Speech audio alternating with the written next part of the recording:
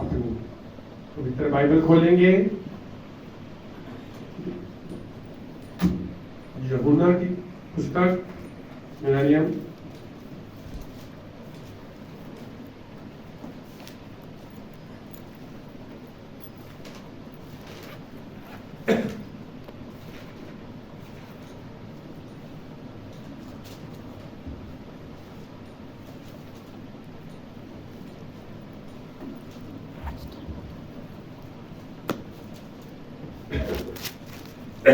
बारह का 48। यूहन्ना माइक आप भी अपने पास रख लें, वहां पर पीछे से लिखा जाए। जो मुझे तुच्छ जानता है और मेरी बातें ग्रहण नहीं करता है, उसको दोषी ठहराने वाला तो एक है, अर्थात जो वचन में नहीं कहा वही पिछले दिन में उसे दोषी ठहराएगा। आमीन। प्रार्थना करेंगे। स्वर्गीय पिता प्रभु यीशु मसीह, धन्यवाद करते हैं मेरे प्रभु, खुदा तेरा पाक पवित्र कलाम प्रभु पढ़ा गया, प्रभु सबको सुनाया गया, प्रभु सबको बरकत मिले। खुदा यीशु मसीह, तेरे बच्चे मेरे प्रभु दूर दूर से आत्मिक भोजन को खाने के लिए आए हैं। खुदा यीशु मसीह, तो आज भी ताजा मन्ना बरसाता है, हम विश्वास करते हैं। खुदा यीशु मसीह, हमें ताजा भोजन दे। तू हमारी उकाब माँ है और उकाब कभी बासी खाना नहीं खाता। खुदा यीशु मसीह, हमें ताजा मांस दे। खुदा, तूने कहा जो मेरा मांस नहीं खाता, मेरा लहू नहीं पीता, उसमें मेरा जीवन नहीं है। खुदावन, तेरा मांस तेरा लहू ये पाक पवित्र कलाम है। प्रभु, हमें अपने मांस में से, अपनी देह में से दे। खुदा यीशु मसीह, हमें हमारा हिस्सा दे मेरे प्रभु, हमें समय का संदेश दे खुदावन, जो आज हमें बदल दे खुदावन। आज एक फैसले के साथ हम उठे खुदा यीशु मसीह, एक निर्णय लेकर उठे हम खुदावन कि आज के बाद हम मसीह के लिए जीवन जिएंगे, हम एक गवाह बनकर जीवन जिएंगे। जैसे वो बेमिसाल था, हम मिसाल बनेंगे खुदावन। प्रभु यीशु मसीह, आज एक हमारे अंदर इरादा पक्का हो खुदा यीशु मसीह, आज हमारे अंदर एक बदलाव हो मेरे प्रभु, ऐसा बदलाव हो जो लोग देखें और कहें कि ये बदल चुका है। प्रभु यीशु मसीह, हम अपने कामों से लोगों पर ये प्रकट करें कि यीशु मसीह बदलता है, जीवन को, हालातों को, परिस्थितियों को, कंडीशनों को चेंज कर देता है। यीशु मसीह वो खुले से उठाकर ऊंचा करता है। खुदा यीशु मसीह, हम पर कृपा कर प्रभु, हम मनुष्य हैं मेरे प्रभु, हम मनुष्य हैं, तू परमेश्वर है। हमारे और तेरे विचारों में जमीन आसमान का फर्क है। खुदा प्रभु, तेरे कदमों में झुकते हैं प्रभु। ये आसमानी खुदा, तू स्वर्ग को खोल खुदा यीशु मसीह, और उन बरकतों को, उस वचन की समर्थ को हमारे ऊपर उड़ेल ले मेरे प्रभु यीशु मसीह। वो आग का खंभा हमारी अगुवाई करे, जिसने 40 साल इजराइलियों की जंगल में अगुवाई की थी, जिसने इस बात को प्रमाणित किया था कि भाई इब्राहिम परमेश्वर का नबी है। वो आग का खंभा हमारी अगुवाई करे खुदा, हम पर दया कर। तेरे हाथों में सबको सौंपता हूँ, अपने कमजोर से विश्वास को, जीवन को भी सौंपता हूँ। प्रभु यीशु मसीह के नाम से दुआ मांगता हूँ, आमीन। परमेश्वर आप सबको बरकत दे, आशीष दे। आप सब बैठ सकते हैं।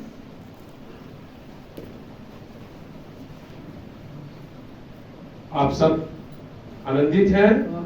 Hallelujah, hallelujah, hallelujah. और यूहन्ना की इंजील से हमने पढ़ा है 12 का 48, और इसका जो, इस अध्याय का जो हेडिंग है उसका, यीशु के वचन न्याय का आधार। यीशु के वचन न्याय का आधार। और आज का जो मेरा विषय है, मेरा विषय है न्याय का आधार। न्याय का आधार, किस आधार पर न्याय किया जाएगा, किस आधार पर न्याय किया जाएगा। आमीन।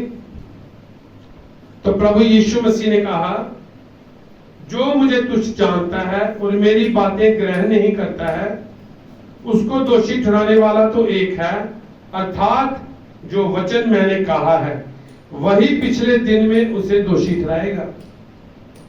यीशु मसीह ने कहा देखिए हमारा न्याय किसके द्वारा किया जाएगा? न्याय वचन के द्वारा किया जाएगा। जो आप वचन सुनते हैं उसके बाद उस वचन के साथ आप कैसा व्यवहार करते हैं, उस वचन को कैसे अपनाते हैं, क्या उस वचन की आज्ञाकारी करते हैं कि नहीं, ये बातें आपको रैप्चर में जब सफेद सिंहासन के न्याय में लेकर जाएंगे। देखिए एक बात को याद रखें, कोई हमें तलवार से मार दे, जलाकर मार दे, पहाड़ से नीचे गिराकर मार दे, जिंदा शेरों के आगे डाल दे, हमारे चिथड़े कर दे,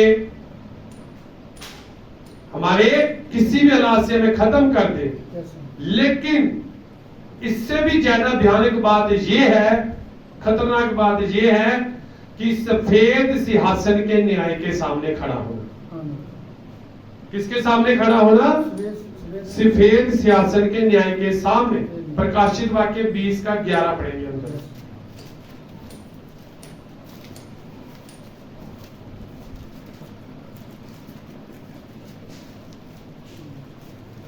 प्रकाशित वाक्य 20 का 11। फिर मैंने एक बड़ा श्वेत सिंहासन और उसको जो उस पर बैठा हुआ है देखा। उसके सामने से पृथ्वी और आकाश भाग गए। कैसा न्याय होगा जब वो परम प्रधान अपनी पूरी समर्थ के साथ, अपनी पवित्रता के साथ उस सिंहासन पर बैठा, जो यूहन्ना ने देखा, जो आने वाला समय यूहन्ना ने देखा, तो लिखा है पृथ्वी और आकाश उसके सामने से भागे। समझे आप इस बात को? पृथ्वी और आकाश भी उसके सामने खड़े ही रह सके। वो कितना भयानक न्याय होगा कि पृथ्वी और आकाश उसके सामने से भागे। आमीन। तो हमारे साथ कुछ भी हो जाए धरती पर, कैसी भी हालात में हो जाए, लेकिन सबसे ज्यादा भयानक बात यह है सफेद सिंहासन के न्याय के सामने खड़ा होना, क्योंकि परमेश्वर के न्याय में कोई भी स्थिर नहीं रह सकता। आमीन, हालेलुया।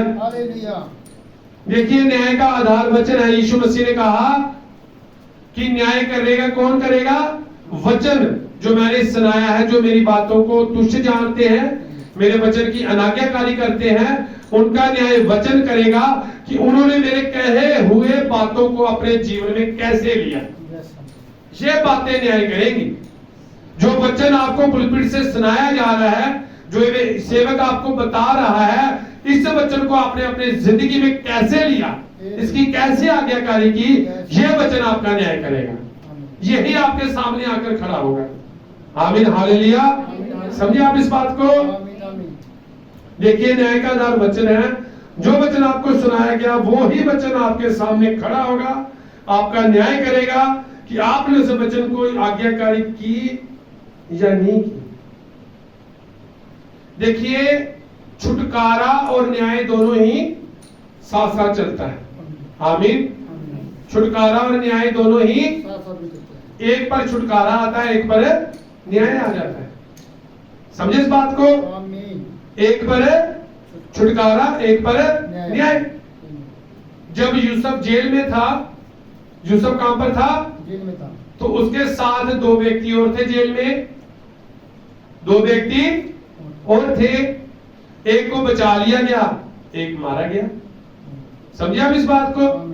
एक पिलाने वाला, एक पकाने वाला। आमीन। तो एक को बचा लिया गया, एक को मार दिया गया।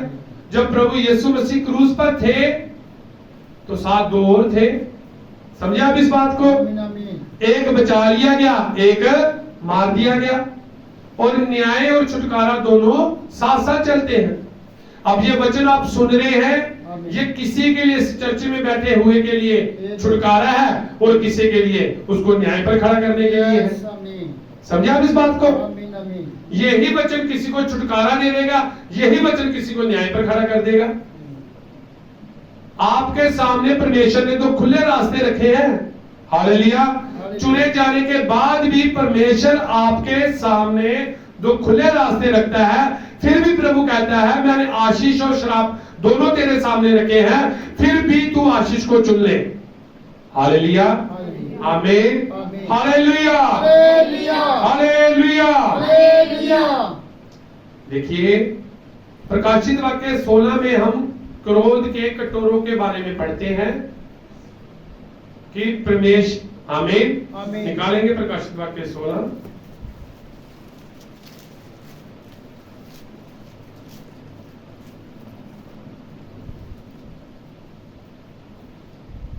पढ़े पढ़े। फिर मैंने मंदिर में किसी को ऊंचे शब्द से उन 7 स्वर्गदूतों से ये कहते सुना, जाओ परमेश्वर के प्रकोप के 7 कटोरों को पृथ्वी पर उंडेल दो। ये क्या है?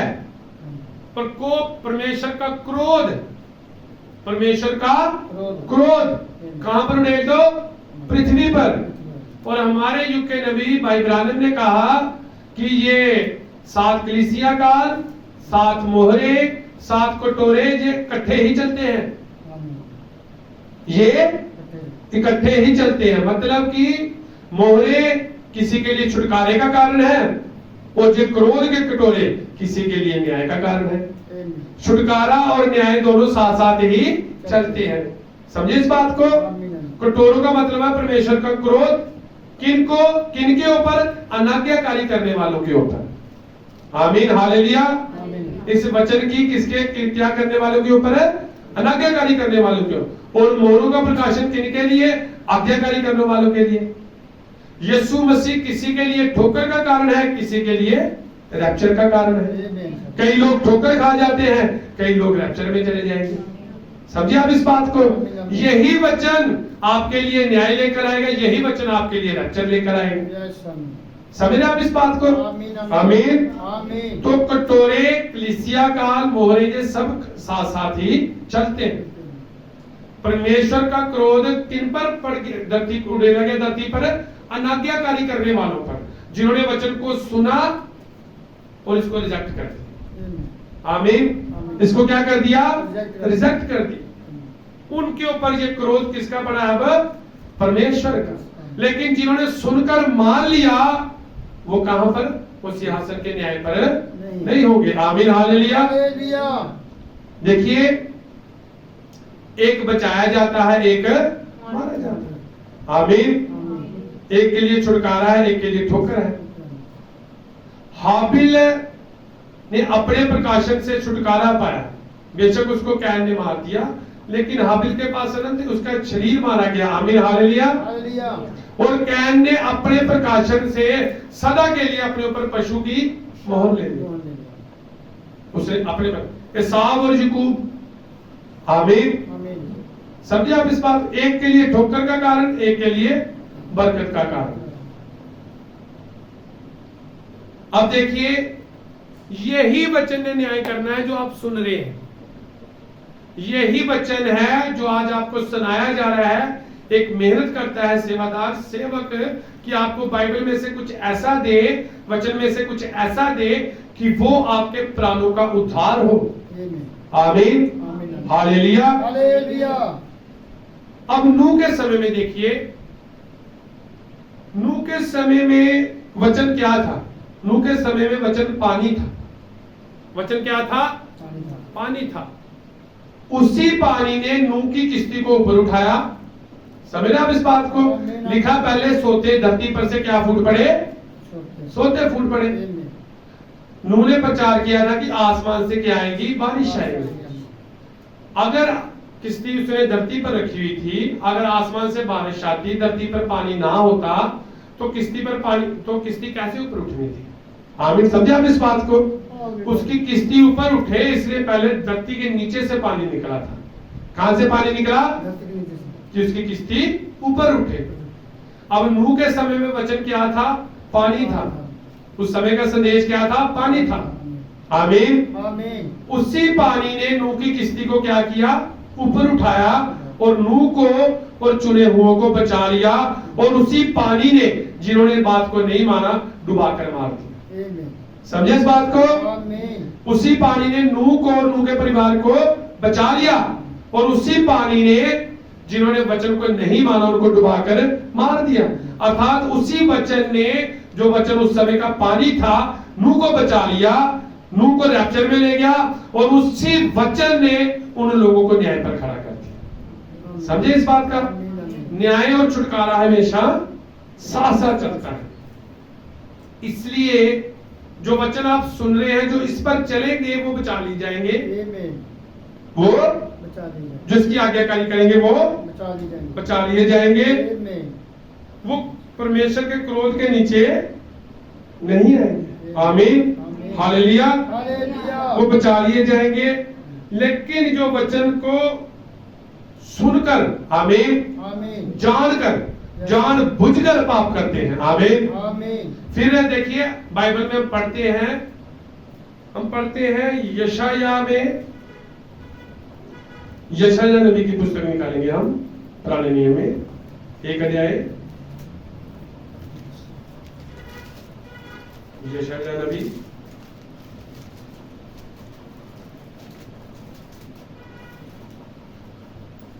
1:18 मैं पढ़ता हूं। यशाया नबी 1:18, यहोवा कहता है, आओ हम आपस में वाद विवाद करें।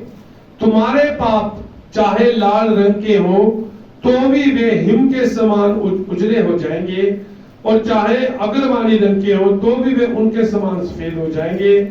यदि तुमने आज्ञाकारी होकर मेरी मानो तो इस देश के उत्तम उत्तम पदार्थ खाओगे। आमीन। परमेश्वर ने कहा कि जितने मर्जी तुमने पाप किए हो, जितने मैं तुम्हें तुम्हारे पापों से आजादी दे दूंगा। आमीन। सब धोकर साफ कर दूंगा। लेकिन एक ऐसा पाप है जो कभी माफ नहीं किया जा सकता। आमीन। यीशु मसीह ने कहा, जो तुम मनुष्य के पुत्र के लिए बोलोगे तो सह लिया जाएगा। आमीन, तुम्हें माफ कर दिया जाएगा। लेकिन अगर तुम पवित्र आत्मा के खिलाफ बोलोगे तो ना इस लोक में ना परलोक में माफ किया जाएगा। अर्थात इस वचन को सुनकर जानबूझकर जो अनाज्ञाकारी करेंगे, आमीन, हालेलुया।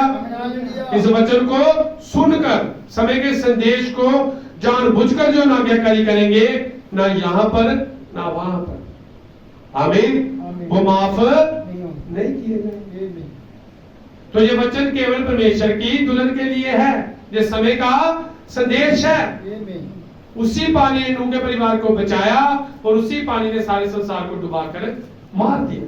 वचन उस समय क्या था? कोई बचाया जाएगा, कोई मारा जाएगा। परमेश्वर को इसलिए हमने क्या बनना है, हमें क्या करना है? पूरी रीति से वचन की आज्ञाकारी करना है। जब आपको वचन सुनाया जाता है तो वचन के अनुसार जिए। अफिसियों 4 अध्याय,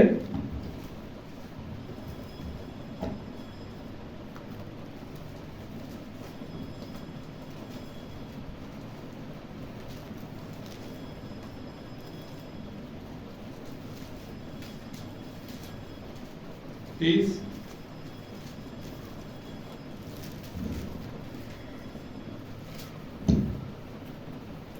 परमेश्वर के पवित्र आत्मा को शोकित मत करो, जिससे तुम पर छुटकारे के दिन के लिए शाप दी गई है। सब प्रकार की कड़वाहट और प्रकोप और क्रोध और कलह और निंदा सब बैरभाव में तुमसे दूर की जाए। एक दूसरे पर कृपालु और करुणा में हो, और जैसे परमेश्वर ने मसीह में तुम्हारे अपराध क्षमा किए, वैसे ही तुम भी एक दूसरे के अपराध क्षमा। परमेश्वर के पवित्र आत्मा को शोकित मत करें, जिससे तुम पर छुटकारे के दिन के लिए शाप दी गई है। अपने कामों के द्वारा ऐसे काम मत करें कि परमेश्वर का पवित्र आत्मा आपके जीवन से बाहर हो जाए। जैसे ही आप वचन की अनाज्ञाकारी करते हैं तो वो पशु की शाप आप पर आ जाती है। किसकी शाप आ जाती है? आप मसीह का इनकार करते हैं तो आप किसका इकरार कर रहे हैं? फिर उस वैरी का ही। आमीन। तो पवित्र आत्मा को शोकित मत करें, जो आपके लिए मोहर है, जो आपके लिए क्या है? मोहर है उठाए जाने के लिए। हालेलुया। तो सफेद सिंहासन के न्याय से को जानना होगा कि उस वक्त कितना भयानक हालात होगा उन लोगों के लिए जो सफेद सिंहासन के न्याय पर खड़े हो जाएंगे। आमीन, आमीन। हालेलुया। हालेलुया। तो आज लोग बहुत से भाई बहन, हम सब लोग बोलते हैं, बहुत से भाई बहन कि हम न्याय में नहीं जा रहे, हम तो न्याय करेंगे, हम तो न्याय करेंगे, हम साथ बैठे होंगे। ऐसा ही हो प्रभु यीशु के नाम से।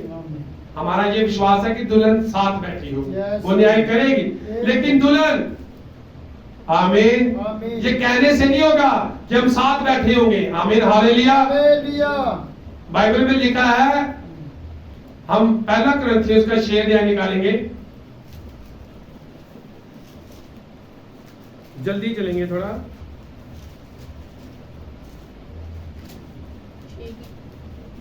शेर पढ़े। क्या तुम में से किसी को ये हियाव है कि जब दूसरे के साथ झगड़ा हो तो फैसले के लिए अधर्मियों के पास जाए और पवित्र लोगों के पास ना जाए? क्या तुम नहीं जानते कि पवित्र लोग जगत का न्याय करेंगे? इसलिए जब तुम्हें जगत का न्याय करना है तो तुम क्या छोटे से छोटे झगड़ों का भी निर्णय करने के योग्य? लिखा है कि अगर तुम्हें जगत का, पवित्र लोग जगत का न्याय करेंगे, इसलिए अगर जब तुम्हें जगत का न्याय करना है तो तुम इन झगड़ों को अविश्वासी, जो अपनी कलीसिया में कोई मतभेद हो, आमीन, कोई अपने घर में कोई ऐसी बातें हो, तो इन्हें अविश्वासियों के पास क्यों लेकर जा रहे हो? अगर कोई अपनी कलीसिया की बातों को नहीं हैंडल कर पाया, आमीन, हालेलुया, हालेलुया। यहां पर आपको उस न्याय में परमेश्वर के साथ बैठने से पहले आपका यहाँ पर एक टेस्ट है, पहली कुरिन्थियों 6 में, आमीन, कि पहले आपके काम यहाँ पर प्रकट होंगे कि आप कैसा बंदोबस्त करते हैं, अपने घर के प्रति कैसे संजीदगी से आप उनको वचन सुना रहे हैं। आपका टारगेट क्या है कलीसिया में भाई बहनों के प्रति? आपका एम क्या है, मकसद क्या है कलीसिया में? आमीन, हालेलुया। प्राणों को जीतना कि अपने आप को फेमस करना?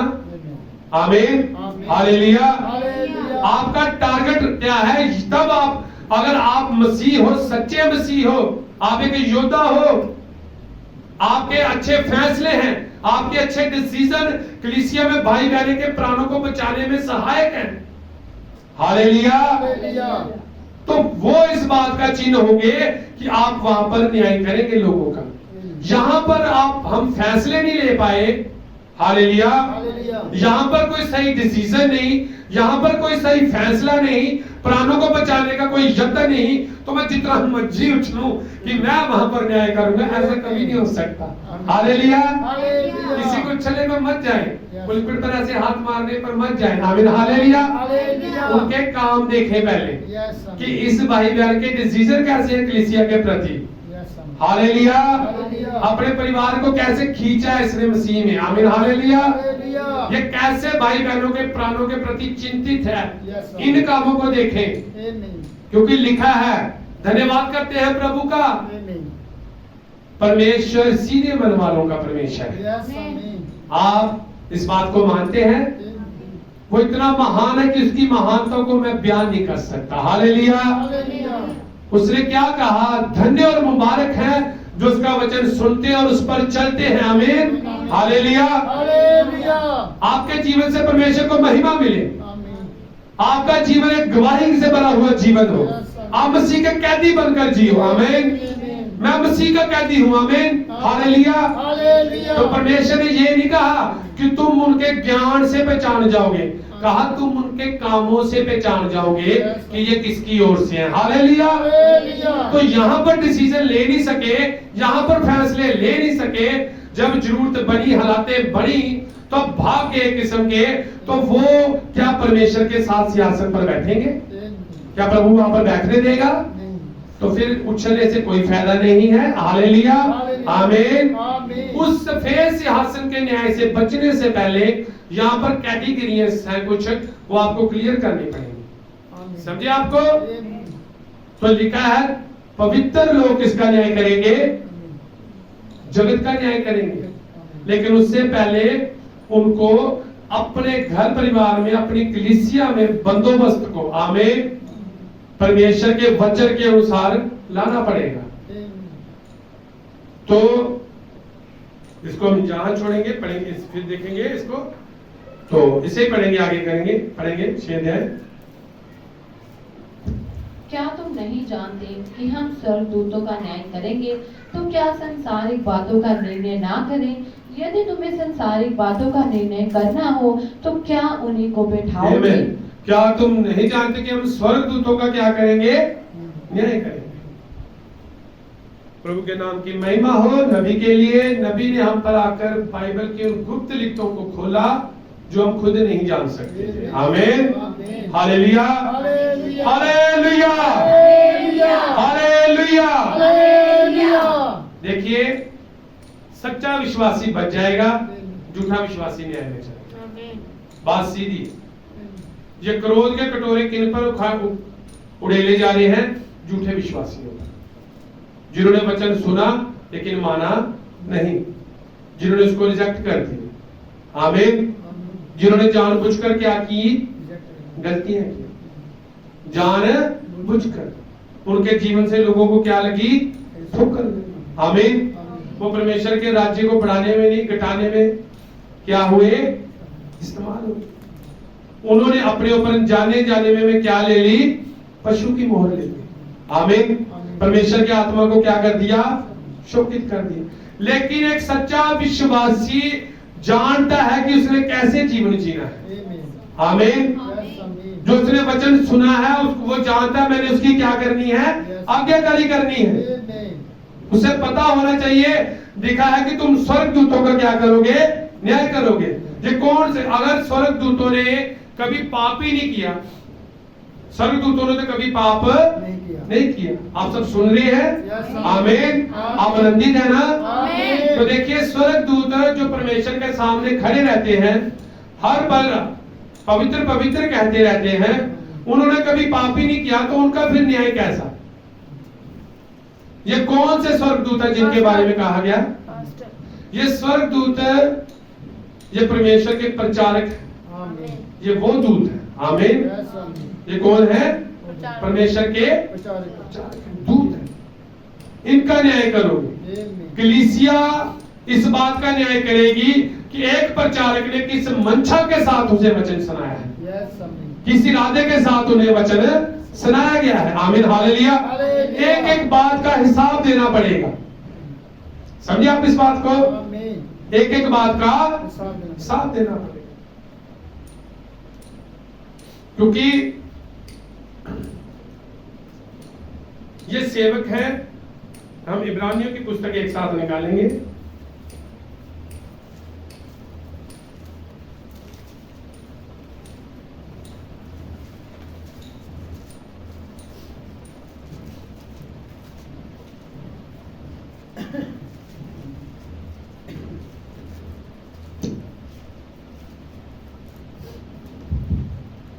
इब्रानियों 1:7। और स्वर्गदूतों के विषय में ये कहता है, मैं अपने दूतों को पवन और अपने सेवकों को दत्कती आग बनाता ये उसके सेवकों के बारे में, दूतों के बारे में न्याय के विषय में कहा गया, स्वर्गदूतों। आमीन। इब्रानियों 1:7 में आप पढ़े जाकर, और इसके साथ हम निकालेंगे अब दूसरा पत्रस 2:4।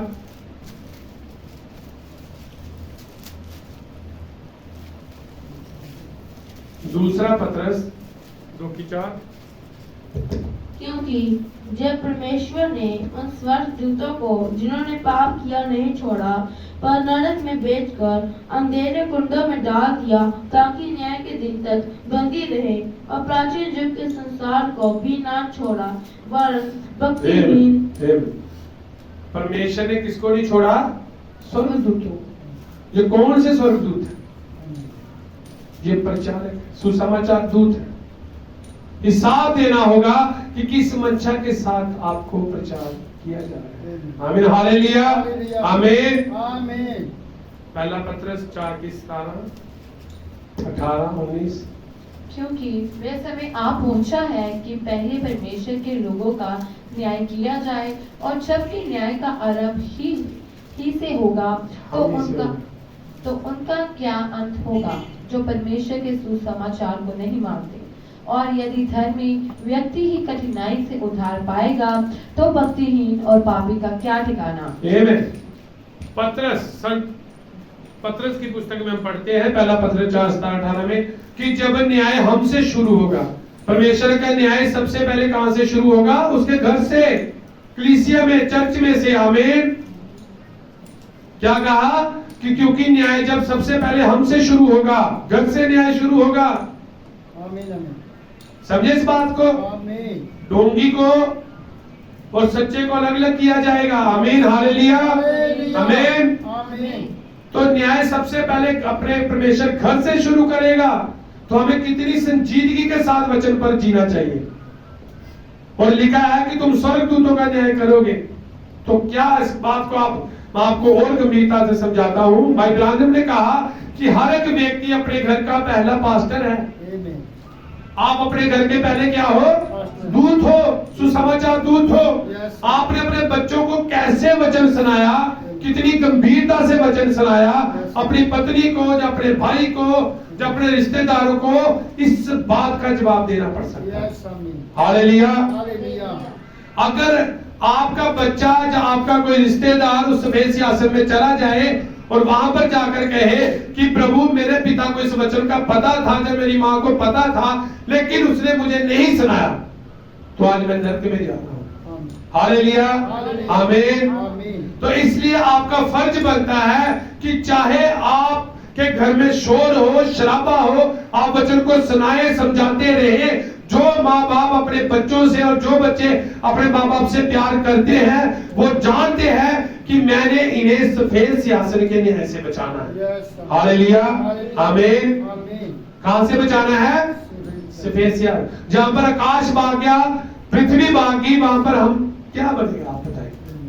तो आपके घर में से अगर आप किसी को वचन सुना रहे हैं, समझा रहे हैं, आवाजें आ रही हैं, शोर आ रहा है, तो इस बात की परवाह मत करें। हालेलुया। माहौल थोड़ा खराब हो जाता है, कुछ भी हो जाता है, इन बातों की परवाह मत करें, वचन सुनाते रहे। शोर शराबा आता है, परवाह मत करें, वचन सुनाते रहे। क्योंकि जितनी नरक में बुरी हालात में चीखें बज रही हैं, जो नरक में चिल्लाना है, उससे ज्यादा ये शोर नहीं है। हालेलुया। जितना शोर कहां पर है? नरक में है। आमीन। तो वही आपका भाई, वही आपका बहन, वही आपका बच्चा आपसे इतना एक दिन प्यार करेगा जब वो इस बात को समझ जाएगा कि वो सारी ताड़ना मेरे भलाई के लिए। आमीन हालेलुया। तो सबसे पहले आप अपने घर के प्रचारक हो। आप अपने घर में वचन को कितनी गंभीरता के साथ अपने परिवार में रख रहे हैं, इस बात का जवाब देना पड़ेगा। हालेलुया आमीन। हर पल दरवाजा खटखटाते रहे, वचन समझाते रहे, वचन के अनुसार जीते रहे, वचन के अनुसार चलते रहे। आमीन हालेलुया। चाहे हालात जितने मर्जी गंभीर हो जाए, परिस्थितियां जितने मर्जी गंभीर हो जाए, उसने कहा जिसकी आस मेरे ऊपर है वो लज्जित नहीं होगा। समझे इस बात को? इसलिए आपका फर्ज बनता है कि आप हमेशा अपने घर की नींव किस पर रखें? वचन पर रखें। क्योंकि आप अपने घर के पहले क्या हो? पास्टर। और न्याय कहां से शुरू होगा? घर से शुरू होगा। और न्याय किसके अनुसार होगा? वचन के अनुसार होगा। जो वचन आपको सुनाया जा रहा है, यही वचन आपके सामने खड़ा होगा कि आपने इस वचन की कैसी आज्ञाकारी की। आमीन। आमीन हालेलुया हालेलुया हालेलुया। हालेलुया। तो ये बातें आपको बड़े ही ध्यान से माननी होगी। समझे? आपने कितनी गंभीरता से अपने परिवार को वचन पालन करना सिखाया। देखिए, सच्चाई बताते रहे। आमीन। वचन जीना सिखाते रहे। वचन जीना सिखाते रहे। ये सब साथ साथ चल रहा है इसी चर्च में। मैं चाहता हूं सारे बचाए जाए। मैं चाहता हूं सारे बचाए जाए। कोई रैप्चर में चला जाएगा और कोई, देखिए मैं कल्पना की बात कर रहा हूं। आमीन हालेलुया आमीन। मैं एक बात कर रहा हूं। जो आज्ञाकारी करेंगे वो उठा लिए जाएंगे, जैसे नूह उठाया गया। जो नहीं करेंगे वो न्याय में चले जाएंगे। आमीन। और न्याय फिर कामों के आधार पर होगा। तो किसके काम इतने पवित्र है कि वो परमेश्वर के सामने खड़ा हो सके? आमीन हालेलुया।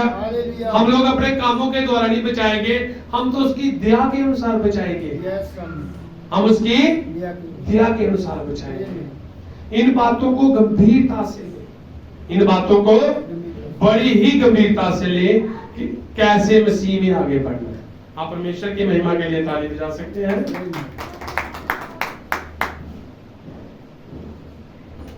देखिए, चर्च में दो तरह के विश्वासी हैं। चर्च में दो तरह के विश्वासी हैं, और एक है विश्वासी और एक है ढोंगी विश्वासी। एक क्या है? ढोंगी विश्वासी। आमीन। एक विश्वासी, एक ढोंगी विश्वासी। एक ने आगे बढ़ना है, एक ने बाहें करना है। आमीन, हालेलुया।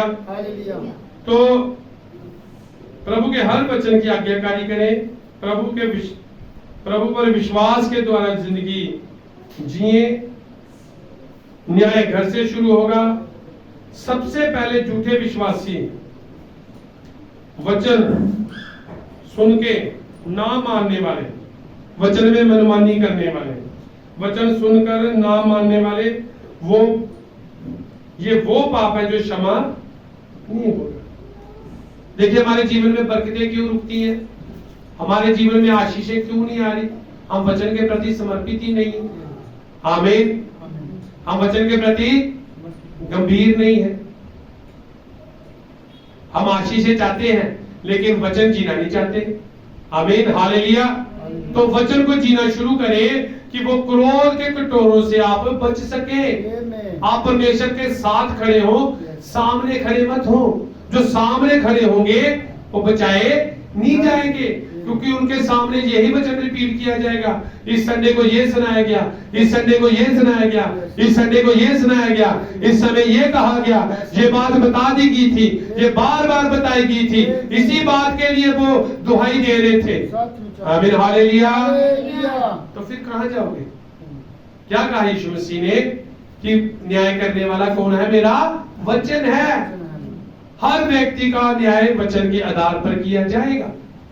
हर व्यक्ति का न्याय वचन के आधार पर किया। और सबसे पहले परमेश्वर के घर से, चर्च में न्याय शुरू होगा। आमीन। तो इसी वचन के अनुसार कोई बचाया जा रहा है, कोई नाश हो जा रहा है। आप देख रहे हैं, कोई आ रहा है, कोई आते चले जा रहे हैं, कोई ठोकर खाकर पीछे मुड़ गए। आमीन, हालेलुया। किससे ठोकर खाई इन्होंने? वचन से। और वचन यीशु मसीह है। और यीशु मसीह किसी के लिए क्या है? आमीन। कोई ठोकर खा जाता है, कोई आशीष पाई जाता है। आमीन, हालेलुया। कई लोग ऐसे सोचते हैं, कैसे कुंवारी गर्भवती हो सकती है? आमीन। वो ठोकर खा जाते हैं। तो कई लोग जो वचन को जानते हैं वो मानते हैं कि सचमुच कितनी महान कृपा हुई थी मरियम पर कि खुदावंद ने साया किया और हमारे लिए पाक पवित्र परमेश्वर का जन्म हुआ। आमीन, हालेलुया। तो इन बातों को आपने अपने जीवन में बचाना है, देखना है कि किन पर क्रोध पड़ेगा? पखंडी विश्वासियों, ढोंगी विश्वासियों। प्रभु सबसे ज्यादा किससे नफरत करता है? ढोंगियों से नफरत करता है, पखंडियों से। देखिए, एक पापी ने जितने मर्जी पाप किए हो वो बच जाए। पापी ने जितने मर्जी पाप किए हो, वो अगर मसीह में आ जाता है, यीशु मसीह को अपना उद्धारकर्ता मान लेता है, प्रभु यीशु मसीह के नाम से बपतिस्मा ले लेता है, उसके बाद वचन के अनुसार जिंदगी जीता है, तो उसके पाप खत्म है।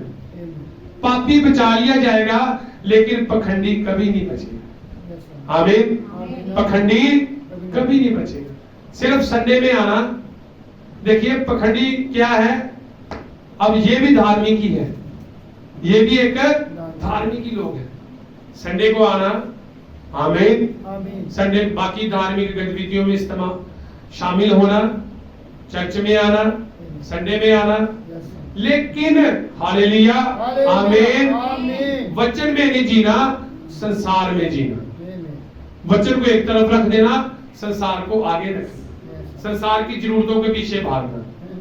अगर कोई विश्वासी है और उसका ध्यान ये लगा हो कि मैंने कोठी बनानी है, मैंने बड़ा बिजनेस करना है, मैंने रिश्तेदारों को बनकर दिखाना है, आमीन, हालेलुया, तो मैंने कुछ ऐसा करना है, वो विश्वासी नहीं है। आमीन, हालेलुया। विश्वासी तो इसी बात का विश्वास करेगा कि आज एक और दिन बीत गया, यीशु मसीह जल्दी आने वाला है। आमीन। यीशु मसीह इसलिए इस वचन को बड़ी संजीदगी के साथ जिए। यही वचन आपके जीवन में डिसीजन लाने वाला है। आपके डिसीजन बताएंगे कि आप कितने गंभीर हैं इस वचन के प्रति। और सबसे पहले ये बात आपके घर में से पता चलेगी कि आप अपने बच्चों को, अपने परिवार को कैसे वचन सिखा रहे हैं। हालेलुया, आमीन। कितने गंभीर इन बातों के लिए, फिर आगे आएंगे आप। आमीन। इसके द्वारा बचाया जाना, ये क्या है? देखिए, जुबली का एक वचन था पुराने नियम में कि जब तुरी बजाई जाए, जब क्या बजाई जाए, तो जितने गुलाम हैं वो छोड़ दिए जाए। जितने गुलाम है वो आजाद। ये वो लोग थे जिनके ऊपर किसी का कर्जा होता था, वो पैसे नहीं दे सकते थे, तो लोगों के घरों में क्या करते थे? वो गुलामी करते थे। और पुराने नियम में यहोवा ने एक व्यवस्था ठहराई थी कि जब जुबली वर्ष आए, आमीन, जुबली का वर्ष आए, तो एक तुरी बजाई जाएगी। लोग उसकी आवाज सुनकर अपना काम छोड़कर गुलाम बाहर निकल जाए, तो वो क्या है? आजाद है। लेकिन जो आजाद ना होना चाहे, जो गुलामी में रहना चाहे, तो उसको फिर यहोवा के मंदिर में ले जाओ, किवाड़ के साथ उसका कान लगाकर उसके कान में शेर कर दो और एक बाली डाल दो कि ये क्या है? गुलाम है। आमीन, हालेलुया। तो आज तुरी बजाई जा रही है, आमीन, हालेलुया। और आजादी की तुरी बजाई जा रही है। तो आजाद हो जाओ, यीशु मसीह के आगे घुटने चुकाओ और उससे फिर सियासत से बच जाओ। आमीन, हालेलुया। किससे बच जाओ? इस वचन की आज्ञाकारी करो, वचन के अनुसार जियो, इस वचन को अपने जीवन में भरने दो। वचन ही आपके जीवन में सबसे प्रथम स्थान पर हो, वचन के अनुसार आपका जीवन हो। आमीन। एक दूसरे को समर्पित जीवन हो, एक दूसरे से प्रेम करने वाला जीवन हो, एक दूसरे को बढ़ाने वाला जीवन हो, निकालने वाला जीवन ना हो। आपको वचन की लिखतें मिलती हैं, तो कभी भी कोई भाई बहन ऐसा है जो नया आया है, आमीन, हालेलुया। इस बात को हमेशा जीवन में याद रखना कि अगर आपको वचन की लिखतें मिली, तो कोई भाई बहन नया आया, तो अगर किसी को नहीं पता तो बड़े प्यार से उसको लिखते समझानी है। आमीन, हालेलुया। किसी के लिए ये घमंड की बात नहीं है, ये खुदा की दया है। क्या मालूम जो भाई बहन आज नया आया है वो कल आपसे भी ज्यादा उस वचन का जानकार बन जाए। आमीन, हालेलुया। तो लिखते एक दूसरे को नीचे झुकाने के लिए नहीं है। इन लिखतों का तीरों के जैसे इस्तेमाल नहीं करना कि एक इधर से तीर मारा, एक ने उधर से तीर मार दिया। आमीन, हालेलुया। ये मसीह को ये काम पसंद नहीं है। आमीन, हालेलुया। इन लिखतों को अपने जीवन में पूरा करना है, इन लिखतों के अनुसार जीना है। आमीन, हालेलुया। इन लिखतों के अनुसार जीना है, किसी को बढ़ाना या घटाना नहीं है इसके अनुसार। आमीन। आपके डिसीजन आप बता रहे हैं कि आप किस ओर जा रहे हैं। आपके डिसीजन बता रहे हैं कि आप किस ओर। आपके फैसले सटीक फैसले होने चाहिए, बिल्कुल गंभीर फैसले वचन के प्रति। समझिए आप इस बात को, बिल्कुल सटीक, बिल्कुल गंभीरता के साथ। अगर आप गंभीर नहीं होंगे, अब गंभीर नहीं होंगे, अंत समय में हम आ चुके हैं, अंत समय के चिन्ह पूरे हो रहे हैं। यीशु मसीह आज ही आ जाए, क्या मालूम? हालेलुया। यीशु मसीह आज ही आ जाए, आमीन, हालेलुया। तो अपनी अवस्था को देखें कि हम रैप्चर में जा रहे हैं। रैप्चर के गीत गाने से कुछ नहीं होगा, रैप्चर के गीत गाने से कुछ नहीं होगा, उछलने से कुछ नहीं होगा। आमीन, हालेलुया, आमीन। अपने आप को फेमस करने से कुछ नहीं होगा। ये पुलपिट है, पुलपिट का मतलब होता है गड्ढे से निकालना। आमीन, हालेलुया, आमीन। गड्ढे में डालना नहीं। तो आप लोग इस बात को खुद जानते हैं, आपको पता है कि आप रैप्चर में जा रहे हैं कि नहीं जा रहे हैं। आमीन, हालेलुया। तो ऐसा जीवन जिए, कॉन्फिडेंस से जिए। छोटी छोटी बातों से मसीह के वचन के अनाज्ञाकारी मत करें। छोटी सी बात वचन से बाहर होगी, इतनी सी बात के लिए मसीह को रख देंगे, छोटी सी बात के। वो अपने स्वर्ग को छोड़कर धरती में मनुष्य बनकर आ गया, अपनी स्वर्ग की खुशियों को त्याग कर। समझा आप इस बात को? एक मनुष्य बन गया, बीमार बन गया, दुखी बन गया। वो ऐसा लगता था जैसे उसकी उम्र 33 साल की नहीं, जैसे 50-60 साल उसकी उम्र थी। Hallelujah, hallelujah. उसको सोने के लिए उसके पास जगह नहीं, सिर रखने के लिए उसके पास जगह नहीं। आमीन। वो जंगलों में मारा मारा फिरता रहा, उसने हमारे लिए उसको नंगा कर दिया गया, उसको कोड़े मारे गए, फिर उस पर टांग दिया गया, मुंह पर थूका गया, उसको लज्जित किया गया। उस परमेश्वर को इतनी सी संसार की खुशी के लिए छोड़ दोगे? आमीन, हालेलुया। हालेलुया। ये विश्वासियों के चिन्ह नहीं। ये कैसा विश्वासी है? ये विश्वासी नहीं। इसलिए आपने विश्वासी बनना है, पखंडी नहीं बनना, क्योंकि पापी बच जाएगा, पखंडी कभी भी नहीं बचेगा। आमीन, हालेलुया। तो न्याय किसके आधार पर होना है? वचन के आधार पर होना है। ये बरकतें तब रुकती हैं हमारे जीवन में जब हम एक दूसरे के प्रति समर्पित नहीं है, एक दूसरे से प्यार करें, प्रेम करें, चर्च में एक दूसरे को बढ़ाएं, एक दूसरे को बढ़ाएं। आमीन, हालेलुया। एक दूसरे के प्रति समर्पित जीवन हो आपका। अगर किसी भाई बहन में कोई कमी है, उसके लिए दुआ करें, उसके लिए प्रार्थना करें। आमीन, हालेलुया। उसके लिए क्या करें? आपके अंदर खुशी होनी चाहिए संडे के दिन, आपको एक चाव होना चाहिए संडे के दिन, आपके अंदर से पवित्र आत्मा उछलना चाहिए। आमीन, हालेलुया। आप एक बेदारी से भरे हो। चर्च में आप सबके लिए चर्च में बेदारी का कारण हो। आप चर्च में सबके लिए एक मसीह का कारण हो, आप एक अभिषेक का कारण हो। चर्च में अपनी पोजीशन को देखें, चर्च में अपने स्थान को पहचाने। चर्च में मेरी चर्च में क्या जिम्मेवारी बनती है, मैंने चर्च में कैसे एक दूसरे को बढ़ाना है। सब कुछ परमेश्वर की महिमा के लिए करें। समझे इस बात को? सब कुछ किसके लिए करें? परमेश्वर के लिए करें। अपने जीवन को पूरी रीति से परमेश्वर के लिए दे दें। आमीन, हालेलुया। पूरी रीति से किसके लिए दे दे? परमेश्वर के लिए दे दे। चक्कर देखो यहोवा कैसा भला है, क्योंकि न्याय और छुटकारा साथ साथ चल रहे हैं। कई लोग उठाए जाएंगे, कई लोग छोड़ दिए जाएंगे। आमीन, हालेलुया।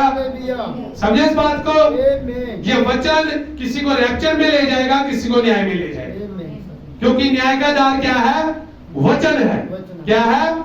जो आपको सुनाया जाता है, उसके प्रति आपकी आज्ञाकारी, ये न्याय का आधार है। प्रभु आपको आशीष दे। प्रभु के नाम में सब प्रार्थना।